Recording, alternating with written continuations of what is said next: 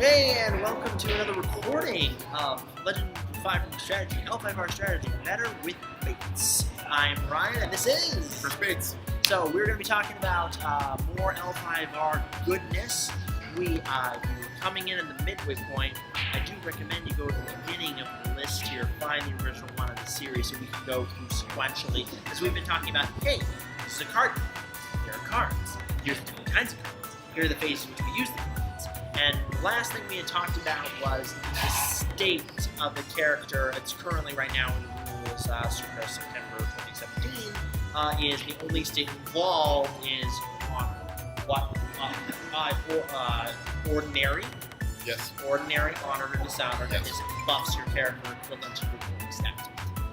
But now we're going to talk about the rings, because this is like the title of the game. Yeah. This is the Legend of the It's Five the meat of the Rings. game. Yep. So this is how you go from being just regular summon to legendary summon. Or so. Whatever. Here we go. Sure. So these are 5 elemental rings that are a part of the game. So let's go.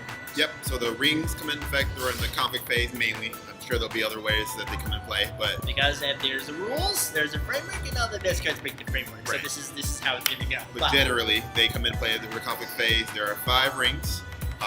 There's air, earth, fire, water, and void. Okay. So. Sorry. Yeah. So the first ring, and these effects we're going to go through only apply to the attacker. If the attacker wins the conflict. Now, Unless a card says otherwise, which the best cards do, but Right. the framework here is the attacker, if they win a conflict, They get the benefit. it's a numerical comparison. Yes. I have more than you, Yes. then I win. And if I win, then good stuff happens. Yes.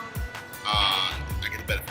If the defender wins, they don't get the benefit unless another card effect changes that, but they do claim the ring, which we'll get into a little bit later.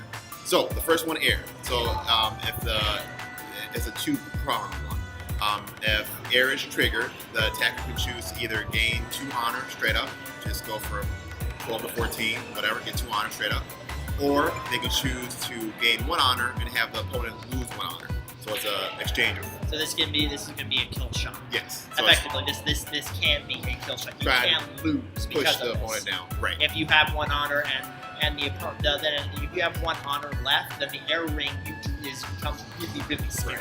It's one of the only ways to directly affect another player's honor without them doing something or without the honor then. It's also the clan ability of the Scorpion clan. So that's the same. It's not necessarily. I guess now we're getting a little advanced. Yeah. But the Scorpion clan ability is if they have less honor, they can have you lose an honor for them to gain honor. Yeah, so mechanically, this is generally present in the air ring, but more specifically present with the clan, and we'll get into more of that. Right. The Earth Ring. The attacker, if they win the challenge, gets to draw 1 card from their conflict. You draw from your conflict deck. You fill from your dynasty deck. They get to draw 1 card and discard 1 card from the opponent randomly. So the Earth affects the hidden information Yes. in the cards that you have in your conflict hand. The Fire Ring, the attacker gets to either honor a character or dishonor a character. We just split into that. This becomes really important because this aside from certain specific clan abilities, this is the only way to directly affect that stat Yes. that's available to everybody, and this is going to affect that glory value, which is going to increase your character's stats from ordinary to amazing. And I think it's cool to point out. Just again, we're talking about generalities here, but these ring effects are open to everybody if you get there in time, right? So you might have a clan that's really good at honoring or dishonoring people, but everybody has access to the Fire Ring. That's general. But then the specific clan abilities and the intricacies Yes. there are what's going to affect what ring you want to go first. Right. This is a teaser. I've been toying around with the Phoenix clan. The Phoenix clan has high glory value characters. Yes. So the Phoenix clan naturally is going to want to attack Control that. with the fire ring, or otherwise claim that effect to honor their character. Which of course means if your opponent wants to stop you from doing it, and then you're still in all of that. So that's the strategy. The 4th ring is the Water Ring. So this is a little complicated one.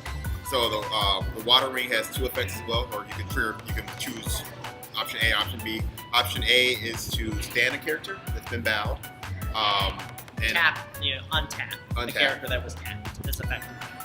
Or option B would be to tap a character or bow a character that has no fate on them. That's important. So you can't, if you have your big champion out there that has 3 fate on them, you can't target them on the water ring. Okay, so this gets into 2 states, which I know we've been kind of haphazardly going through the rules, but if you're interested in this game, we can humbly suggest that you actually go read the full rule book. We're just having fun discussing it here. Try to give you an overview. Yeah, to give you the overview of that. But characters have 2 states in combat: ready or bowed. If you're bowed, you're done. You're tapped. Now you're tapped. You're not applying your skill to the conflict. And your abilities generally, or let's say you have to tap to use them, are still active. You're still active. But the characters are either ready, which means they can attack or defend. But a key point about this, and this is available in the rulebook, is once characters have participated in the conflict, everyone is bowed. Everyone is bowed. Every character, unless a card specifies otherwise, can only really participate in one conflict turn. Right. Because after it, you're bowed. It's also important, and this is right in the Learn to Play FAQ, I believe, or at least it is in the Learn to Play FAQ. The order of operations, I'm sure, maybe someday we'll get to very advanced play, we'll go through all this. But you will determine winner, then you will apply ring effects, then you go home bound from a conflict, which means with the water ring, you cannot stand a character that was just in the conflict. So a good idea would be to send your guy in, win the water ring, and leave him standing up. You can't do that. So that's too tricky. Yes. That's too tricky. Although there's going to be a card sometime that allows you to do that stuff because power creep. Right. Well, there are already 2 cards that will let you. One card as a defender will let you keep standing after a conflict, and 1 card, if you win a challenge, you can stay ready. But as of right now, it's this nice, pristine new game that everybody hasn't figured out how badly it's broken yet. Right. So there we go. And the final one is the Void Ring. So the Void Ring is that the attacking player chooses a character and removes 1 fate from that character. Okay, so it removes a fate. So this is the most direct ring effect that's going to affect a character. Yeah. Meaning, at this point, you can cause a character to be removed if they only have 1. Right. So, yeah. So those are ring effects. Those are ring effects. So we've covered, and we've also told people to go read the actual rule book. So we've taken the kind of the scenic route here through that process. But so let me make sure we recap everything. Have we missed anything? About the rings effects? No, not the ring effects, but what are we discussing next? Cards, generalities of cards, we covered generalities of phases, we covered generalities of rings. So now are we ready to dig a little deeper here? Sure. I think so. Just about Lands. Lands is the next subject. So all our cards in L5R are divided to, as of right now, 7 clans. 7 clans. They are Crab, Dragon, Phoenix, Unicorn, Crane, Lion, and Scorpion. And Scorpion. So we've got 7 clans, 7 families that have 7 different personalities that they bring to the table in Alpha. So let's discuss kind of first the Crane. You were beating my butt with you were using Crane, and I was being smacked. So very generally. Yeah, so we talked more about the strategy. I mean, the flavor of this stuff is freely available. Right. Their role in organizing society. So I would humbly suggest you check out more of that for that type of event. When we think about strategy-wise and how these people play on the table, what's the great plan? They're very honorable. So a lot of public information with their cards, so that they don't do a lot of hidden, sneaky stuff. They probably are going to be the first clan that will get to that 25 honor win rate, or them or Lion will have the tools to do the 25 honor to win the game. Other than that, strong political. That's a lot of they're very strong in the political arena. They're strong politically. Yes. My impression of them as guardians of Rokugan was they were going to be more emphasized on the military, but that's not true. No. That's not true. They actually have a high attack. They're fighting military, but they're stronger political. Which is very effort. So we were talking Crane or Crab. Oh, sorry. You said Crane. You said Crane. I thought you said Crane.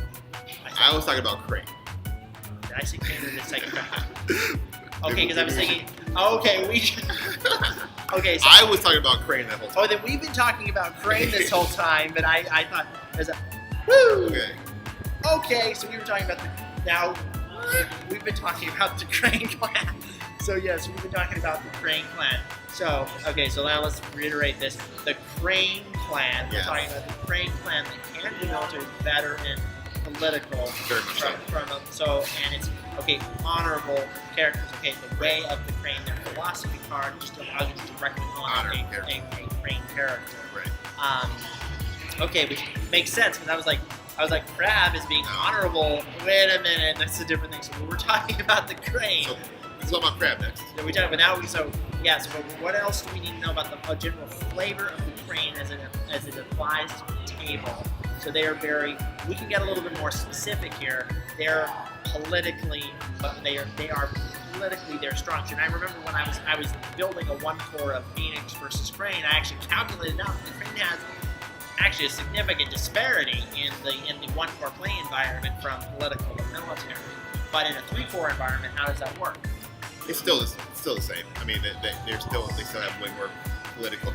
It's not way more, I shouldn't say it, but they have more political power than the military. The villages, so they are more of a politically minded clan that is going to focus. And otherwise, like what are other more characteristics? I know we have duelist training as one of the cards available to. Sure, they're one of the 2 clans that have characters that can duel. Because that's a type of action in the game. It's kind of like a conflict within a conflict. Right, and each duel has a specific effect that's specified on the duel card. For those types of things. Right, so again, that goes back to their being somewhat swordsmen, being somewhat honorable, being very honorable. But they're more of they're the poets. Battles. Okay, right. So now I've got my flavor right. Their Crane clan is the poets. Sure. The poets, the political masters of both clans. So they're obviously going to be heavily more flavored and towards the political side of the house.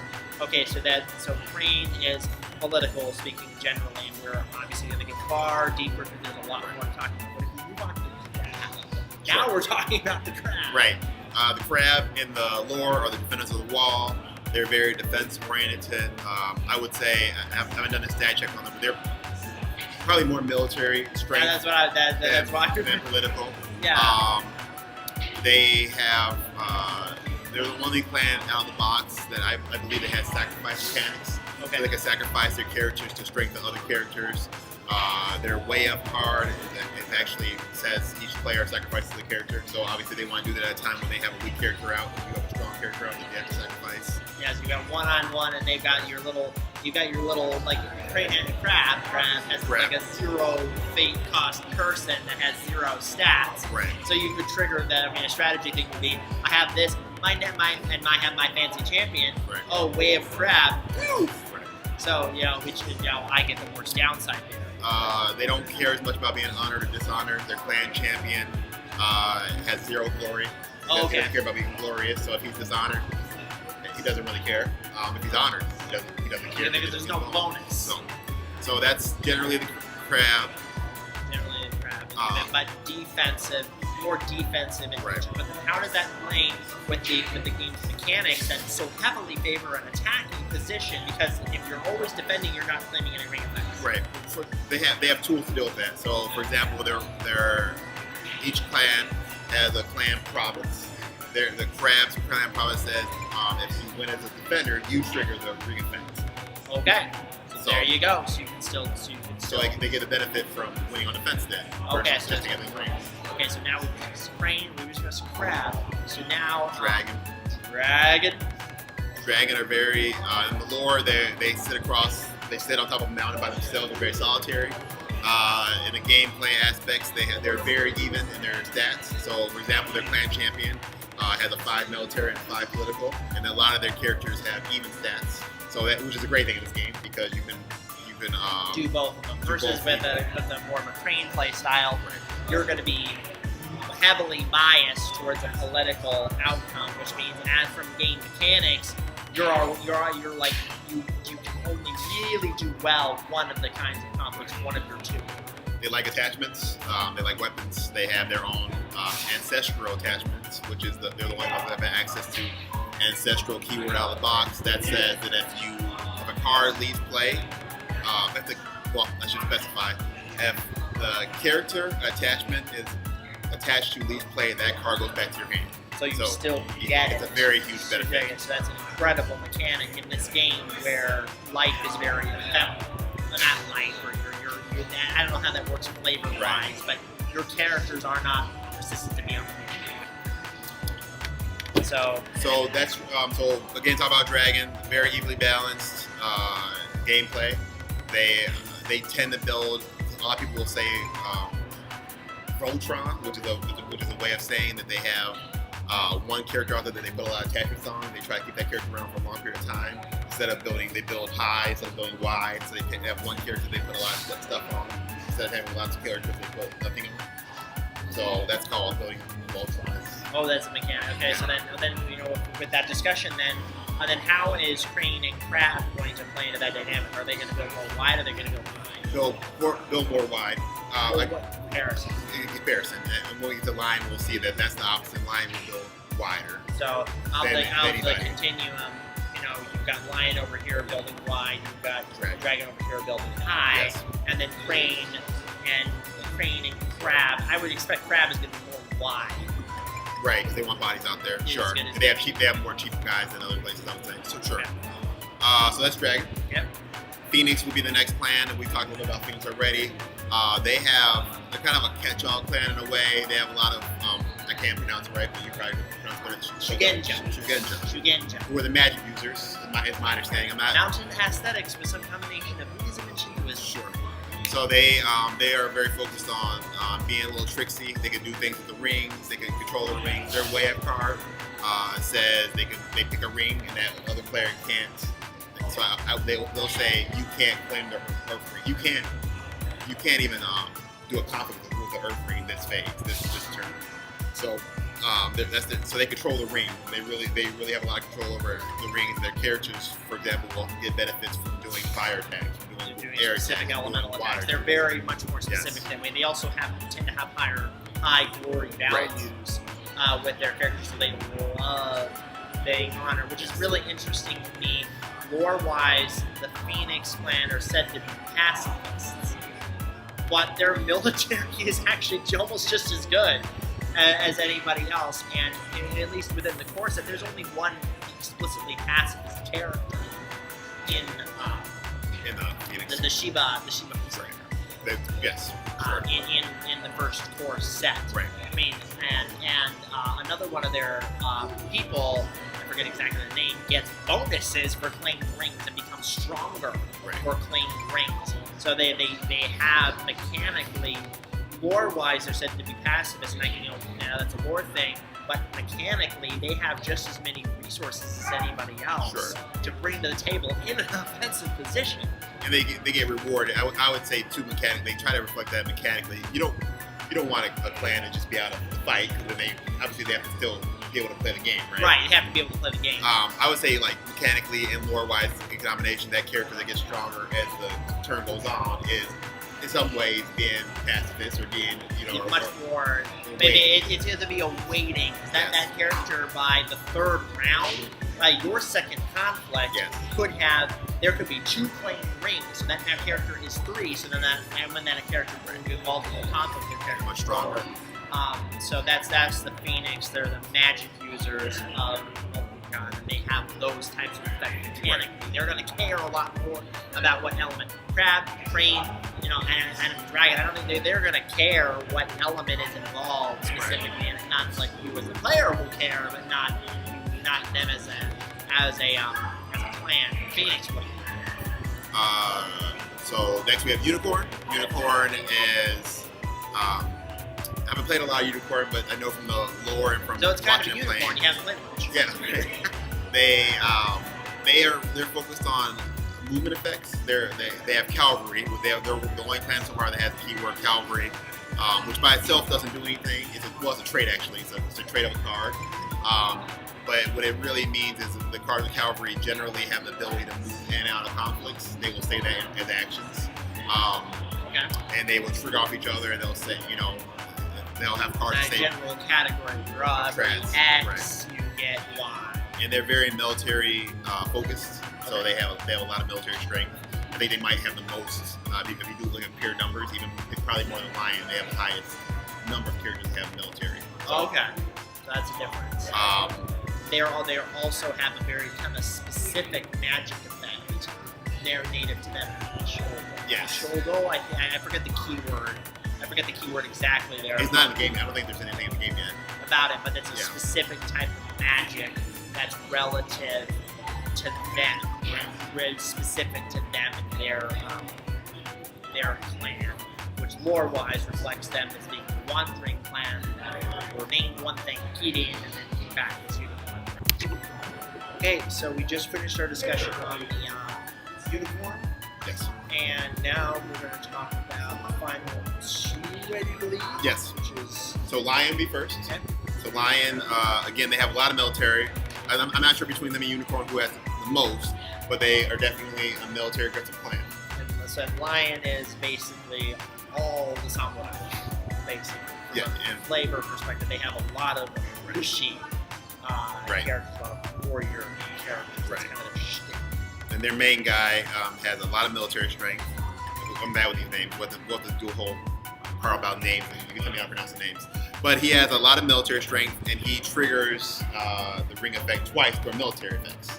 So that's, again, why you would see them in a lot of military conflict, because they win military a lot. And they have, I would say, the cost curve of their characters is generally lower, so they're able to field more characters than other people are. So that's Lion. And finally, just a brief overview for Scorpion.